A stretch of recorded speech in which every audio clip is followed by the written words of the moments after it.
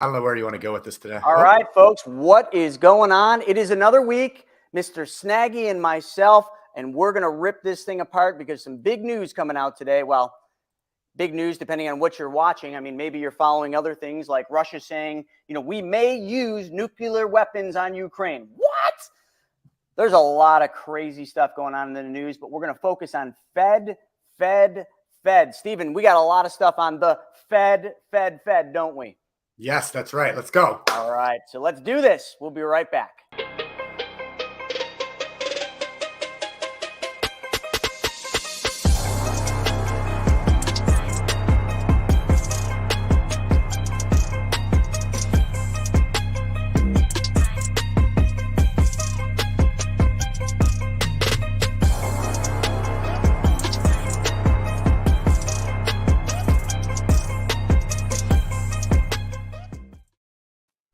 What's up, everybody? It's another week of What the F Happened. You got myself, you got the lazy cash in the house, and Mr. Snaggy, prim and proper, ready to deliver on what the Fed is going to come out and say today. I can guess, many of you can guess, but the thing that we're really going to cover today is not guessing what the Fed's going to say, because I think we can all get pretty close.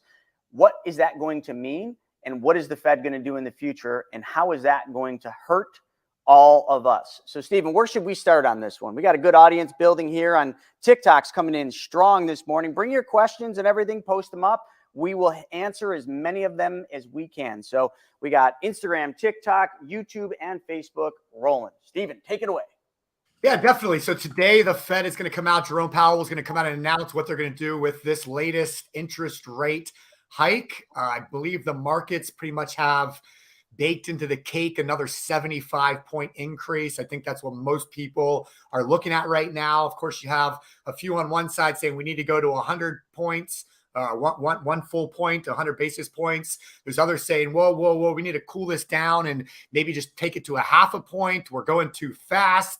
Senator Elizabeth Warren, along with signatures of a bunch of other Congress people, wrote Jerome Powell a letter this week, basically telling him he needs to calm things down and accusing him of purposely, essentially, making the economy come to a halt right now. So we could talk a little bit about that letter, because I actually spent some time last night reading through all 7 pages of it, and maybe we can get into that a little bit. But so we have different opinions coming from all over the place, but most people think they're going to stick with a 75 basis point increase, which will be the 4th straight 75 basis point increase in a row.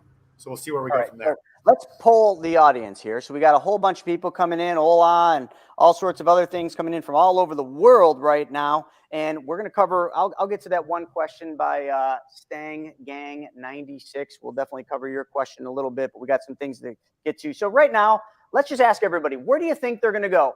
Are they going to do 75 basis points? Are they going to do 50? And if you don't know what basis points is, 0.75%, 0.5%, or who thinks they're going to go for the gusto and whack out the 1%? Because look at what's going on. Inflation is still at 8.2. So all year long, the Fed has been raising rates. All year long, everything that you buy and finance has gone up in cost. Your lines of credit, your mortgages, your car loans, your credit cards. I mean, you name it. Whatever you finance has gone up. If you've got a variable rate, boy, oh boy, it's doubled. And not only that, you know what has not gone up? The interest they're paying on your savings, checking, and money market accounts. You didn't think that was a bit strange? Everything's going up. Rates have doubled on almost everything, except for your savings account hasn't moved hardly at all. Nobody's really saying, oh, that seems weird. I think if everything's going up, our savings should be paying us more. But where does everybody think? 75 basis points? What do we got over here? TikTok, what do you guys think is going to happen? You think 75 bips? You think a point? What do you think? So we got some people on Instagram coming in saying 1%. All right. Well, I mean, it's anyone's game, but I mean, the market has baked in what Stephen said, 75 basis points. So that's what the market is baked in. So if it comes in any more, if we go 50 basis points, the markets will probably rally. If it goes 1%, the markets are going to crash, or, well, have a flash crash, if you will. And another thing too, like, has anyone been paying attention to the markets? Like, you see how the markets have been going up? I mean, today is probably down because of the Fed, news. And I think yesterday, I didn't look at where it closed, but it was down most of the day. But other than that, it was like 3 or 4 straight weeks of rising markets. How many of you think that this is all over? Everybody thinks, oh, we hit the bottom, we're going back up, it's all good, plow back in. Anyone think that? Because that would be the stupidest decision you could ever do. And I got calls from no less than, I mean, thank God it was only 3, but 3 different people sent me messages saying, should we get back in? We feel like we're missing out. Steven's got a chart up of the Dow Jones. Like, if you look at it, like, how can anyone think that that's missing out on anything? You didn't miss out on anything. You missed out on what I would call almost a declining market, but, you know, in some contrary, you could even say that it's barely an increase. I mean, compared to where we were a year ago, I mean, the markets have barely even gone up. So, but that's enough for people to get hope back. And that's a dangerous thing. Do not make investment decisions based on emotion, folks. Do your research. Like, everything the Fed's doing, raising interest rates, peeling off their balance sheet and letting bonds mature at a rate of $95 billion a month. That's like sucking money out of the markets. I feel like a broken record. We've been saying this for so long. The other thing, too, you got to look at, and we've talked about this. Holy crap, I don't even remember, Stephen, when we first saw it and brought it up and told the consequences of the inverted yield curve. So you now have an absolutely inverted yield curve, meaning you get paid more for owning a 2-year treasury bond than you do for owning a 10-year. Does that make any effing sense? I mean, I would say, what the F happened there? Well, every other time that's happened, except for 2, it has led to a deep recession or a mild recession only a few of the times, but every time it has led to a recession. So what does that mean? Well, that means probably and you got to know where to count from. Is it when the inverted yield curve first inverted?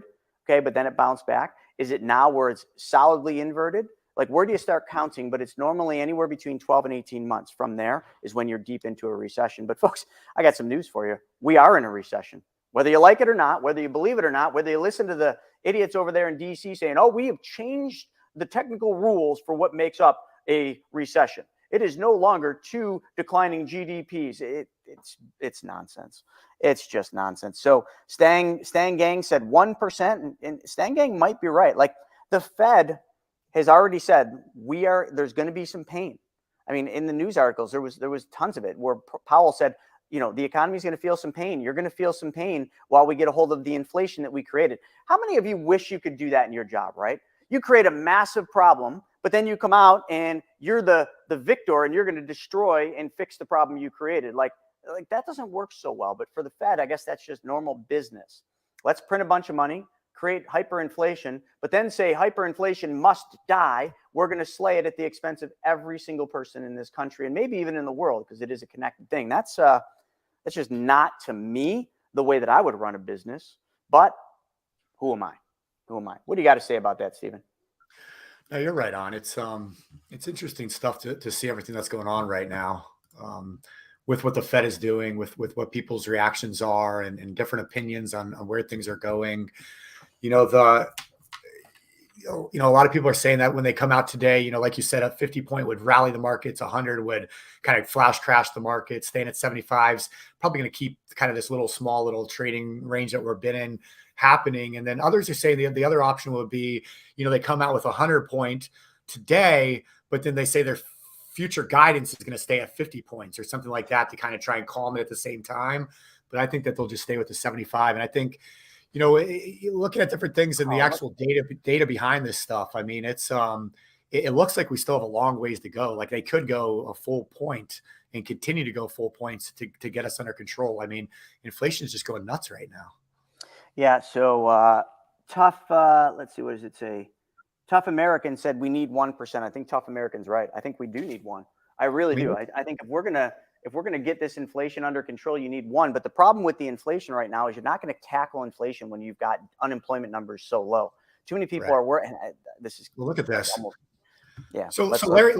So I'll show you this. But Larry Summers, just so you know, he was the Secretary of the Treasury for Clinton and Director of the NEC for Obama. So the financial guy for the Democratic presidents. And, just came out a few hours ago he's been talking a lot about the Fed and what they're doing. And he keeps saying that they feel like they need to get this under control. And just showing you the vacancy to unemployment ratio, which is likely the best predictor of wage growth, remains extremely elevated at 1.9 vacancies per unemployed.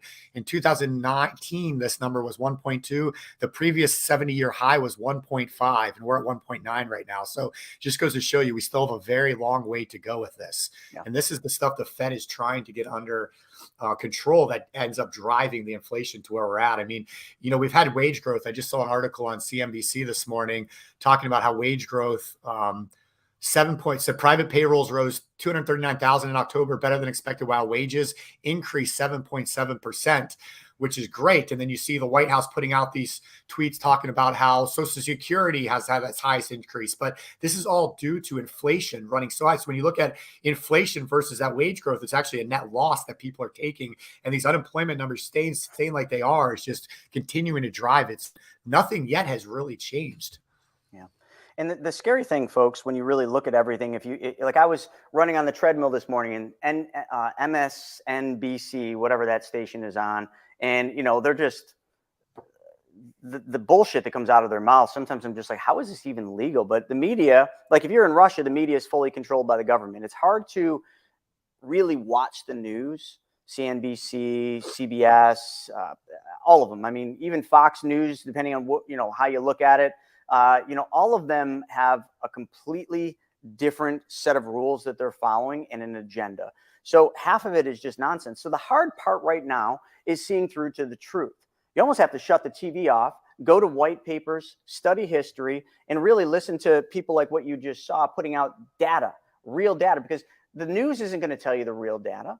The news is only going to tell you I almost feel like the news is only going to tell you what's appropriate for the next election, for the midterms, because now you're into midterms. So everything is all swayed right now because it's a political agenda, which is sick, but this isn't the first time. I mean, come on, it's always like this. So everything you hear in the news is designed, in my opinion, to get votes. So how can you believe that? When they're, I've seen stuff out like, they're touting the fact that Social Security is getting a big raise. But they're failing to realize they're getting a big raise because Social Security is tied to inflation with, I believe, the CPI. I might have that wrong, but through the CPI. And inflation is way more than the increase that people are getting. So the people that are getting an increase in their Social Security, that's good. But that increase doesn't come anywhere close to the cost of their groceries and what that increased, the cost of all their living expenses and what that's increased. The one that you're not hearing about, which is interesting, is the cost of housing. Not so much individual houses, but like rents. Rents have gone up double digits. What's this one, Stephen? Just to show you what you were just talking about, the White House, this was last night. Seniors are getting the biggest increase in their Social Security checks in 10 years through President Biden's leadership. And then ironically, Twitter readers out of context that, hey, it's not because of, it's because of Biden's leadership and bad policy, but that withholding, it's not a plus for seniors. It's because of the crazy inflation. But what's so awesome? Like, and this is the one thing you can pay attention into the news is, Elon, went through with the purchase of Twitter, and now he carried that sink in. But like, if you look at Twitter already, it's been what, like a week, 2 weeks? Like they're like putting fact checks on Biden's post and on everything else. I mean, I'm sure, if Trump ever went on there, I'm sure they do the same thing. But like, they're just trying to get back to like, no, you can't say this. But it's just like they've done this forever. And now it's just cool to see it being done on the other side. And I don't know, I get a kick out of it. I don't know how all of you feel about it, but it's pretty cool to see a private individual come in and buy a site and literally just be like, all right, nope, you're fired, you're cool, fuck you. It's just cool. Like, I love it. Like, get some controls on our information we're getting out there. Yeah, exactly, Davey, that's 100% true. And it is hard to know what to follow and what to actually listen to, and who's telling me the truth, who is wanting, who has ulterior motives, what are those motives? I mean, you can look at, very prominent people that have different opinions too. And it's very interesting. I mean, I'll just give you two examples real fast. So this is a letter that was written on Halloween on Monday to the Honorable Jerome Powell, who's the chair of the Federal Reserve. And this was written by, I just got to show you who it's written by first, and then I'll kind of go through it real quick. So this was written by Senator Elizabeth Warren, Madeleine Dean, Sheldon Whitehouse, so a bunch of Congress people and senators of the United States. Of course, Bernie Sanders, all your typical Rashid Tlaibs and the rest of them. But, this is basically just saying we are writing to express concern and request additional information about the implications of the Fed's most recent economic projections, its intention to continue raising interest rates at an alarming pace, and your disturbing warning to American families that they should expect pain over the coming months as the Fed takes forceful and rapid steps to get supply and demand back into alignment by slowing the economy. And they go on to talk a little bit about that. So the Federal Reserve, I mean, Chris, what is their job? Why was the Federal Reserve created? Just real fast. Control monetary policy. And not be influenced by politics or Congress. Zero. And they probably won't be, because if you really think about the influence of politicians on the Fed, I'm sure there's some correlation there. But really, I mean, if you look at the balance sheet of the Fed, which is a private institution of bankers not owned by the U.S. government, the U.S. government, the United States of America, on the Fed's balance sheet before they started spinning it off was $8.9 trillion that's owed to the Fed. So I think the Fed's just like, back off. I don't know. I mean, who knows how much weight a letter like this has on Fed's decision, but the Fed never, and from its inception, if you follow it in 1933 and you read The Creature from Jekyll Island, like, the Fed is not supposed to be influenced at all by political, decision making or stupid letters like this. The only reason a letter like this got sent is because these people are scared because it's going to hurt their election. That's the only reason those people wrote this letter. Like, I'm not 100%. Saying what the Fed is doing is right. I'm not saying what the Fed did back during the pandemic by authorizing $5.1 trillion. I mean, that goes any which way. I mean, back then, I think all of us were saying, yeah, I mean, we don't know how bad this is going to get, but it was a little bit of an overshot. But now they're taking drastic action. But this isn't the first time the Fed has done this. They've done this a bunch of other times, every time except for two leading to a deep recession. It's just amazing the circle too that these people follow, because like all this data and all these quotations, places that they cite for their statistics and everything. I mean, it comes straight from some of these wacko Federal Reserve people, but like Washington Post, CBS News, Washington. If you look down through Washington Post. So they create a newspaper that they can push all this propaganda and misinformation and say whatever they want to say, and then the Congress people use that fake information as a way to send letters to the Federal Reserve that should have zero influence from the Congress whatsoever. It's this crazy loop that happens. But nonetheless, so this is what they're demanding, is that they stop this, and they're calling it bull crap and all that. But then we switch over and we look at, again, I'll just use Larry Summers as a quick example, just because, he is he's the Democratic financial guy. So it just goes to show you the different opinions. I mean, as the Fed prepares to meet, and this was yesterday, so as the Fed prepares to meet, there's growing chorus both among political figures and economists that the Fed should pause very soon for fear they will throw the economy into recession, given the lagged response of monetary policy. So this is the response basically to that letter. I believe this advice is badly misguided. And he goes on to talk a little bit on it. It comes from a consensus of economists who have a track record since COVID of being dismally wrong on inflation. So like I was just saying, they're quoting a bunch of people that have been wrong the whole time, but they're still using that as fact in a letter like that, which is crazy to me. But nonetheless, the consensus has been systematically wrong about inflation coming down. So just talking about, what's gone on over the last couple of years, it is usually wiser to worry at things that have happened before rather than which has never occurred. Federal Reserve paused too soon because of recession fears many times between 66 and 81. Oh, yeah. Are there any cases Hold on, Stephen, let me stop you right there. What I'd like everybody on TikTok, Facebook, YouTube, and Instagram, I want you to really research that time frame, because that's critical. 1966 and 1981. Look at those two time frames. This is when the Fed paused, and look what happened. It was terrible. Like they made huge mistakes, and hopefully the Fed learned from these mistakes they made during those two time frames. I know those time frames really well, and if you just look at them, you'll be like, "Ooh, that looks bad." It was really bad. It's because they were probably influenced in one way or the other to not continue because of things like that letter that those politicians wrote to, and somebody on TikTok was asking what letter was it? It was just a letter to Congress, or a letter to the Fed from Congress, right? Am I saying that right? Yeah, letter to the Fed from Congress saying, hey, careful what you're doing. You're going to send the economy into a recession. Like, in other words, what they should have wrote in there, and P.S., we want to win the election. Like, it's all politically driven. Like, everybody's got an agenda, and the Fed, their agenda, and they've made it very point clear. We're going to get inflation back down to our target rate. That's their agenda. And they said, we're going to create some pain doing that, which pain, kind of weird word, but pain means we're going to go into a recession. The economy is going to suffer. People are going to lose their jobs.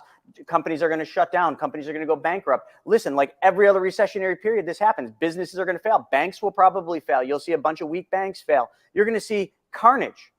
And I hate to say that, but like this is reality, folks. You can live in like your little bubble or hide under your rock, but like let's focus on reality. Just look at other recessionary periods and what created them. Folks, like we're going there. We're already there. Like, I can't believe people are still saying we're going to be in a recession. We're in a recession right now. Technically speaking, we're in a recession right now. And the only reason you could even argue that we're not is unemployment numbers. That would be the only differentiator. And unemployment numbers from the top levels, look at the tech companies, is already cracking. They're laying people off. They're not hiring. There's hiring freezes left, right, and center. So that's what you focus on. But I want to pause real quick, Stephen. We got some great comments, and I want to hit a few of them. I'm going to start over here because they're coming in pretty fast.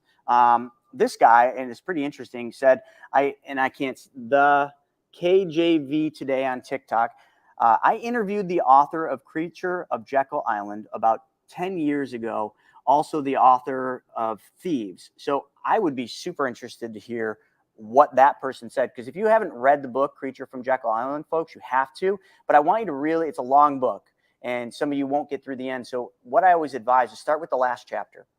Read the last chapter. Now, and then you have to look at when that book was written. Read the last chapter, and you tell me how that guy was able to predict what's happening, because he literally nailed it. He pretty much predicted it in the last chapter. Then you're going to want to go back and read the whole book, and it's a very unbelievable book. And another good one is The Secrets of the Federal Reserve. It was a banned book. It's a gold cover hard copy. The book was banned for a long time because it is 100% cited and fact checked. Like the whole book is all cited all the way through it. So those are two good books to read. And real fast, Chris, on a comment on YouTube, Jim said, I disagree. Read Creature from Jekyll Island regarding why the Fed was really created. And Jim, I agree with you 100%. I was just asking Chris before, what's the technical reason? But I'm all with you on what's really going on with the Fed and behind the scenes. So the Fed should have never been created. I mean, the Fed was created for literally greed. Power, that was control. It. Yeah, power, control. Let's see. Yeah, the Fed to... No, Davey, that letter was Congress to the Fed. Let's see, Thieves in the Temple. That I haven't read that book. Thieves in the Temple. Thieves in the Temple. Sorry, I'm just gotta. All right, just had to put that up there. All right, humans cyclical. What goes around will come back again. Yeah, I mean, one thing that's important to understand, folks, is we can say that we're in uncharted territory. We're in a weird place. Things are different now. It's modern monetary theory versus, the Keynesian economic theory or Austrian economic theory. History always repeats itself, folks. I mean, look at fashion. Like, I feel like I'm back in the 80s and 90s again. It's crazy, and I don't like it. But, like, hey, that's what it is. So if fashion repeats itself, why won't market conditions, why won't these patterns repeat themselves? If you guys are looking for some real good people to follow, because there's a lot of noise out there, I'm going to give you two.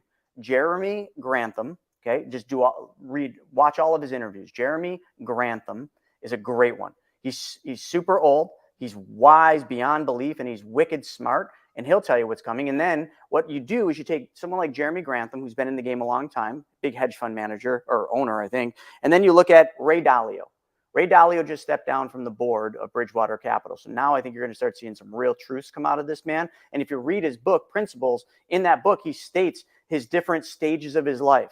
And his last stage is not for himself. It's to help others. And I really feel like if there's one person out there that's telling the truth and has more data than anyone else, it's Ray Dalio. So follow Ray Dalio and Jeremy Grantham. And then also always follow Stephen and I, because we'll just get you laughing in that. But like, I get a lot of my data from those two individuals because I've gone through the noise. I read a lot of economists, Harry Dent Jr. and, all the other big economists, but they all have different viewpoints. So sometimes you got to just sift through the agenda that economists have and get down to it, where Ray Dalio is a self-made billionaire. Jeremy Grantham, I don't know if he's a billionaire, but he's freaking close. Those guys aren't doing this for any other reason other than they're trying to warn the public, because the media is not. And because we're all gonna feel this big time, so we really need to prepare for this. Let's see what else we got. Questions that are good. A lot of good ones came in. Jim, same here. Government and media are essentially the same. Yeah, I don't even know if I can believe the government numbers. Steve, what do you think about that? Like Jim saying government numbers released each week are fake. I probably agree. I sometimes question the unemployment numbers, but I don't know many people right now that are being laid off. So really what I see logically out in the street and in the networks and people we surround ourselves with and what the numbers say kind of match. I mean, there's not really people getting laid off. That is the third leg of the stool, and that's the only leg holding the stool up right now. When It's unemployment happening. I have friends that are going through it right now at their companies, really, big companies, Fortune 500 companies, and their companies are going through massive layoffs right now. They're being offered severances and things right now. Like it's happening for sure. I'm personally seeing it now. this is something that's really important, folks, and I want you to pay attention. All of you, please pay attention to this. Is vital. This is from a Facebook user, so we don't know this person's name, but he said, diesel shortage, railroad workers wanting to strike, food shortages, all about to come to a head. So think about what he's saying there, and it's going to cripple the economy. After midterms, it's going to get a lot worse. So what he's saying is, if you think about transportation, if you want to know what's going to happen in the economy, an indicator, like an absolute indicator to see where we're at now, is always transportation. Talk to some truck drivers. Like our clients, like not to pigeonhole or say this, but some of my favorite clients with the banking systems and the BYOB are truck drivers. These guys are so wise because of what they see day in and day out. They're in the front line, right? If you think of a war, they're in the front line.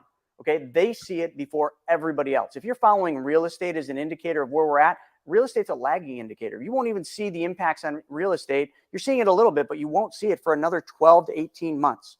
But railroads, trucking, logistics, truck drivers is where you get it. One of the guys on our team, Joseph, is a retired railroader. And like, you want to know where we're at, start looking at what the railroad companies are doing. Just like he's saying, with these, the food shortages absolutely will happen more than they are now. If like the railroaders start to strike, if, the diesel shortages start to affect railroad or trains and trucks, tripping on my words. So the only reason you're not hearing about this stuff, except for when you search for it, is because of, like you said, midterms.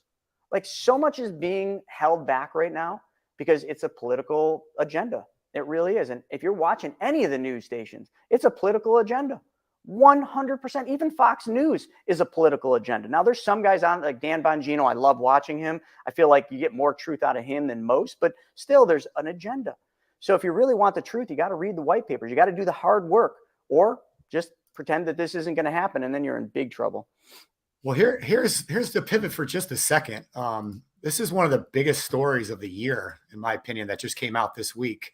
And it was broken by The Intercept, which is actually a pretty left-leaning media source. But so they came out called the Truth Cops, leaked documents outline DHS's plans to police disinformation. So just to give you a quick overview, the Department of Homeland Security is quietly broadening its efforts to curb speech it considers dangerous. An investigation by The Intercept has found years of internal DHS memos, emails, and documents obtained via leaks in an ongoing lawsuit, as well as public documents, illustrate an expansive effort by the agency to influence tech platforms. And you can read through the whole article. They have all the receipts, they have all the documents, they have all the proof and everything for this, all the evidence.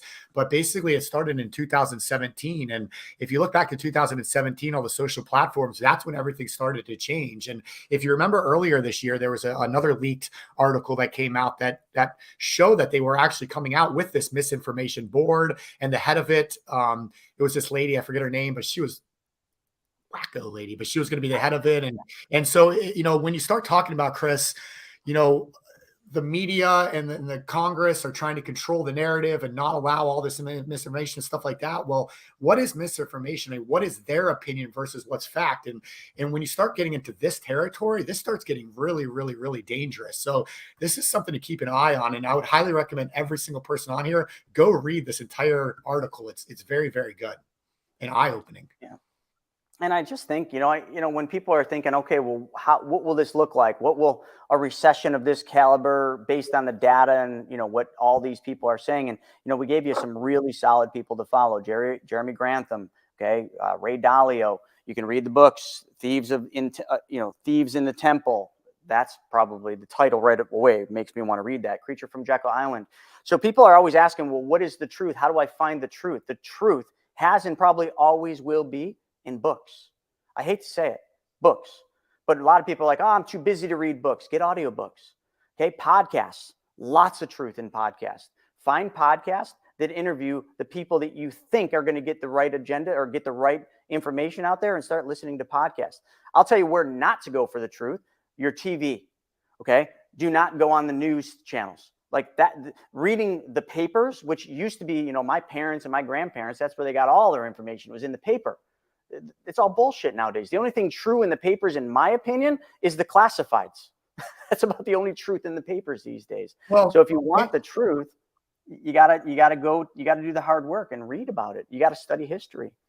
And on that, Chris, you know, if you want to find out what's going on today, read the news, but read everything. Read, if you're going to read the New York Times, read, the Wall Street Journal or another publication. And to me, more opinions, more free speech, so to say, more articles, no matter what the agenda or what the angle is better. And that's how you determine an opinion. That's how you decide, hey, is my mindset and what I'm thinking correct? Or is this an opinion going to sway me the other way? And what's that balance look like? And that's how you find it out. Because like you said, everyone has an agenda, all the stations, all the media, all of them, you know, even politics, like you have different sides of the aisle all pushing whatever they got. So you got to take it all in. And that's why what like Elon is doing with Twitter, to me, is so important, because he's not saying, hey, I'm going to come in and say any opinions I don't like, I'm going to shut them down and cancel them and ban the accounts like Twitter was doing prior to this. You know, it's not less speech is better, it's more speech. So if I post something that's maybe false or maybe has a bad thought process behind it, well, guess what? Somebody else that's smarter than me, that has a better opinion, is going to be able to comment on that, and they're going to be able to sway people one way or the other. And that's how you get ideas. That's how you get conversations and communications and move forward, not bashing each other and trying to stop each other. So I just love what Elon's doing with that. And he's staying so even keel, and he's got a sense of humor about it all too. I mean, everything he does when somebody attacks him, he just jokes about it. You know, like I'll give you one example. He did post an article. You know, there was a really bad attack over the weekend on Nancy Pelosi's husband, which we won't get into the politics of that, but it was a bad thing. And Elon shared an article that ended up being a false article, and he deleted it. And why did he delete it? Because he found out, hey, it was a false article because other people let him know about it. That's the way it should happen. Not, oh, Elon posted a bad article, now let's suspend his account for the next year or whatever. Like you overcome bad ideas with better and good ideas. And that's the way that it should be. And so I love what he's doing. And what he did the next day is everybody accused him, hey, Elon posted fake information. He said, no, I never posted any articles from the New York Times. Like he just got a sense of humor about it, you know, like joking around about that. So, so I love what he's doing with that. And that's why I love this show, because we can get on, we give our opinion, and then look at all the comments we get of other people's opinions. And then we can talk about it. And that's a beautiful thing.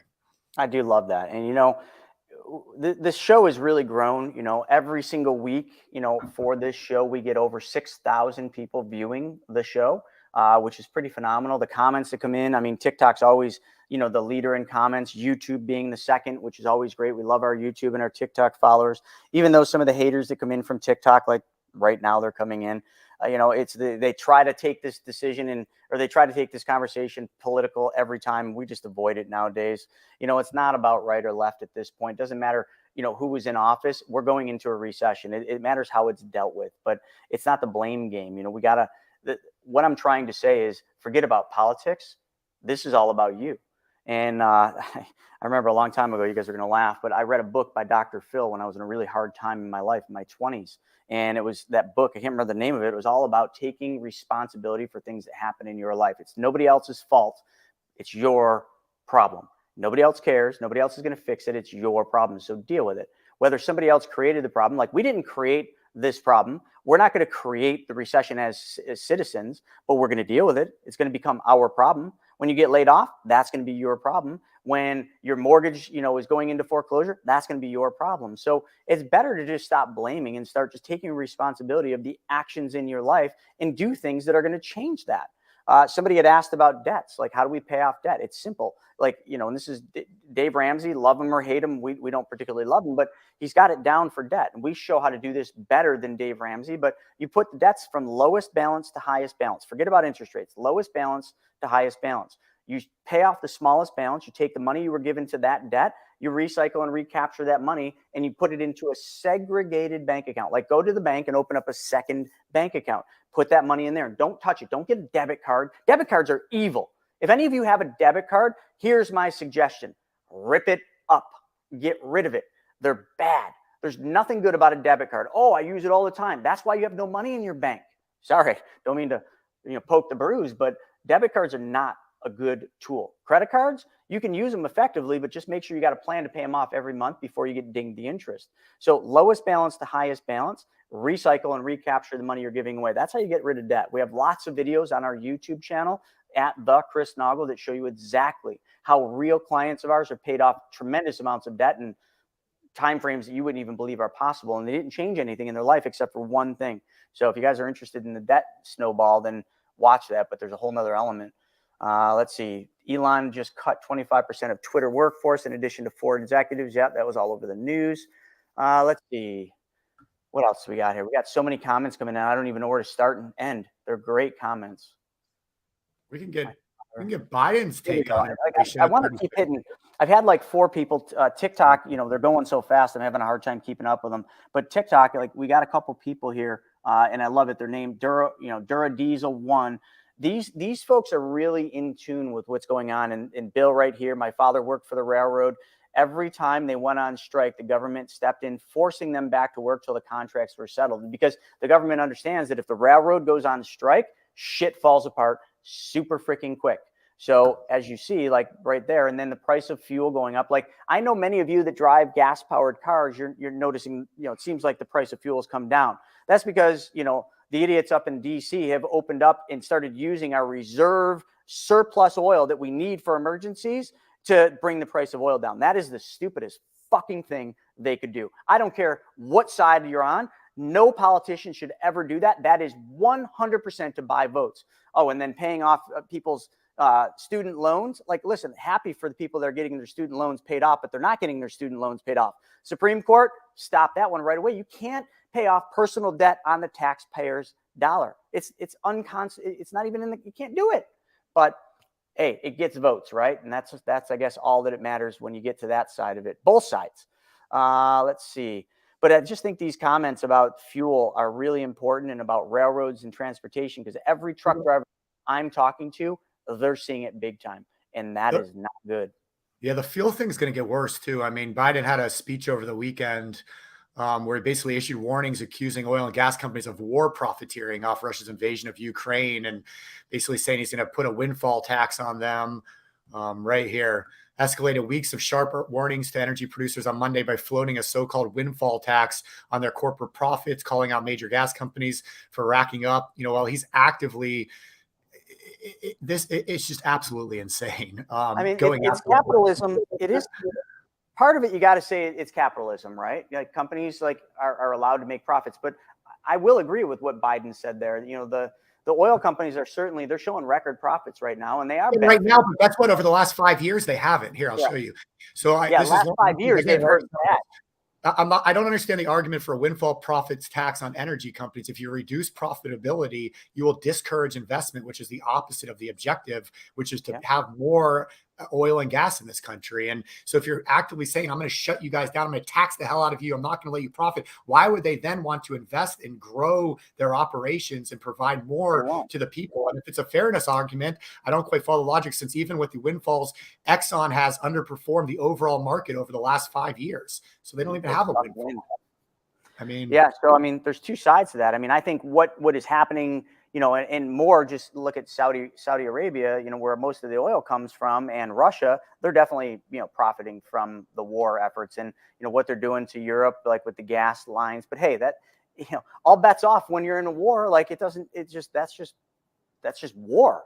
It's how it works. And I would agree, like, with that statement, because if you look at the oil companies, anyone that invested in oil prior to this year or maybe last year, like, oil companies sucked. The returns were awful. It's because, like, they weren't making much money, but there was enough where, there was enough incentives for oil producing companies and refineries to do business on American soil. But now you got Biden begging the Saudis to produce more oil. They said no, and then he threatens them. So what, now you're going to threaten the hand that's giving us the oil because you limited the amount of oil that our companies in our country are going to produce. And I get it. Like it's not a clean business producing oil refineries. It's not good for the environment. But if we shut it down here because we're like trying to be green, you're relying on somebody else, and they're not our friends. You might think they are. They're not our friends. They're in it for business. They're smart business people, and they hold all the cards right now. That's a scary thing. And you're not going to go over there and bomb them or once you start threatening them, you know what they're going to say? They're like, hey, Mr. Biden, listen, cool. Like, you don't have to buy our oil. Matter of fact, we don't have to price our oil in the US dollar anymore either. Then it's done. Like then Ray Dalio's prophecies and predictions fully materialize, because that's what makes the United States of America the leading empire, is the fact that our dollar is what oil is traded in. Like that's the backbone of the US dollar's credibility, because it's not backed by gold anymore. It's not backed by anything. It's fiat. So the fact that our dollar is what values oil, or what oil is traded in and what it's valued in, that's the last straw there. And don't poke that. I don't know. I don't really know what to say about that. Going after U.S. oil companies, threatening them, that makes zero sense when you see them right now. Like it just, none of it. Anyways, it's going to get much more interesting. Yeah, the real question is why didn't the price of fuel go up when OPEC cut production? That's interesting. There's a lot of questions like that we don't have answers for. There's a lot of things, like when oil goes back down, why doesn't the price of oil go back down to where it was the year before? Magic, isn't it? Well, there's a lot of things you can say, but oil isn't the problem right now. It's being made the problem. It's being propped up. And I think there's bigger things we need to fix right now than that. Yeah, I'm just reading some of the comments coming in here. Now, I know we're down to the last 10 minutes here, so I want to really change focus here. I just want to make sure I'm not missing any. Stephen, you see any comments here that are worthy of putting up before we move into the next topic? I'll glance through them, but go ahead. Okay. So the last thing I want to really talk about are the markets. I want to talk about what you're seeing in the markets. I want to talk about the news that comes out every time you pull up CNBC. Recently in the last couple of weeks, it's all positive news. Listen, like, have you been following earnings? Have you been seeing what future outlooks are being predicted by, I don't care if it's automobile companies or any of the companies reporting earnings? They're cutting their forecasts, folks. They're not saying, oh, we're having record profits. We're anticipating our stock's going to go even higher. Maybe Apple. Okay, maybe Apple. But I would say that they're a standalone. And when you're really thinking about that, what is driving the markets higher? Why are the markets going up? It makes no fundamental or logical sense. So I've been studying this a lot the last few weeks when the market started going up, because it's completely against everything I think should be happening based on the knowledge I have. So the markets are going up. They're being propped up. I think hedge funds are diving back in at these certain levels, which always happens. Institutions are propping the markets back up. And then when the market gets to a certain level, support and resistance levels, they dump it off and it goes back down based on the Fed's news. But the thing that is really sad about what's going on right now is that people are taking the bait. And I've said this before, think of Noah's Ark, right? What they're trying to do, the institutions, the big money managers, the big hedge funds, they're trying to get everybody on the boat. And then as everybody's coming on the boat, they're getting off the boat.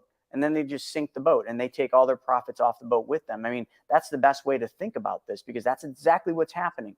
So just don't buy into this emotion, this temptation, this FOMO that's going on in the markets. This is not real. And if you want actual proof of why this isn't real, why the markets are not going to continue to go up, you would have to go back, and there's probably other periods, but I've studied this one more than anything else, 1929. Study what happened in 1929. From, the summer retreats people were taking to that, the markets were being propped up by bankers. Today, the markets are propped up by institutions, some banks, but more, it's a little different game. They're being propped up. They're being leveraged up. And eventually it's going to freaking crash. And I hate to say this. History proves it's usually the winter when it happens. So we're coming into fourth quarter. Okay. We're in November now. This might be your last hurrah. So if you've been looking for an exit, looking for a place where you can get out a little less harmed, because most of you that stayed in the market, you're still down. If you're looking for an exit, this might be the last stop for a long time. So imagine yourself, you're on the thruway and your gas light goes on and there's a rest stop right there, but it doesn't have a Starbucks. So you're like, I'm going to go to the next one, maybe they have a Starbucks there. I think we got enough. We got 20 miles. It should be good. And then you go past that rest stop, and then you see a sign, next rest stop, 55 miles. You screwed up. You're going to run out of fuel. Hope you got AAA. Folks, like, there is no AAA in the markets. Like, this very well could be the last stop to get off. And if you don't take it, well, good for you. I hope you're really good at shorting the market, and I hope you're really good at playing defense, because you're going to be playing a lot of defense. And then the people that are always saying, oh, I'm in it for the long haul. Good luck with that. Talk to all the people in 2008 that played that game, and look how long it took them just to get back where they were. But it's the emotion, folks, because they were watching their statement and they saw green numbers. They didn't remember where their account was back before 2008. All they look at is the emotional, the what do they call that? Dopamine hit. Every time they get a statement and it had a green plus, a green number. They might have had $1 million and now they're at 500, okay, because they lost it during 2008, but it's positive. So, oh, honey, we're doing good. What do you mean you're doing good? You had $1 million, you're down to 500. Do you think you're doing good because it's a green arrow pointing up? Folks, like, if that's the game you're playing, like, good luck. Bye-bye. Like, it's just stupid. And that's what anyone that's playing the long game, I don't care what your advisor says. I will argue this point with absolute factual knowledge with any financial advisor you want to put me in front of. And we ain't going to be friends after. And I have friends that are financial advisors. I can't even have this discussion because I honestly want to drive to their office and punch them in the fucking face, because they're blind, man. They're blind. They don't even logically know what they're talking about. I had one advisor, and he's a friend. He said to me, well, yeah, the markets are going to be volatile, but next year they should pop back up. Okay. Define. Well, I don't want clients that are looking at their accounts every day. I understand that. I just want clients that are in this for the long haul. So where did your job become? I don't want to look at anyone's accounts. I just want clients that don't ask any questions. I want clients that don't care that they're going to lose money because they know that, someday in the future they might have more. Okay. Your job, a financial advisor's job, by my definition, is when you become a financial advisor is when everything falls apart. That's when you become a financial advisor. When the markets are going up, dude, you're just throwing darts at a dartboard. Get a monkey to do that. They've done tests like that. The monkeys beat the financial advisors. Advisors need to come out of their shell in hard times like right now and give real advice. But advisors don't want to do that. They just want to do, it's okay. It's just a paper loss. It's okay. It'll come back. In the long run, it always comes back. Look at these average rates of return. Like, this is just a temporary thing. Folks, keep drinking the Kool-Aid. But I'm sorry, this isn't the place for you if that's your strategy and that's what you believe, because I'll tell you, it's a failed, flawed model that benefits one person and one person only. And I'll give you one final thing on that. Advisors make money whether you're up or down. Remember that. It doesn't matter if you lose money. They don't. They might make a little less in fees, but you know what? They're still getting paid. So what are they getting paid for? To tell you, oh, it's okay. Don't look at your statements. It's just a paper loss. That's what they're getting paid for. And I hate to say this, folks. I get so pissed off because for 16 years, this is what I did. These are the lies I told my clients. These are the things I was told to tell my clients. This is what my upper consultants told me to do. Lies, lies, lies. Now I know the truth, and I call their bullshit.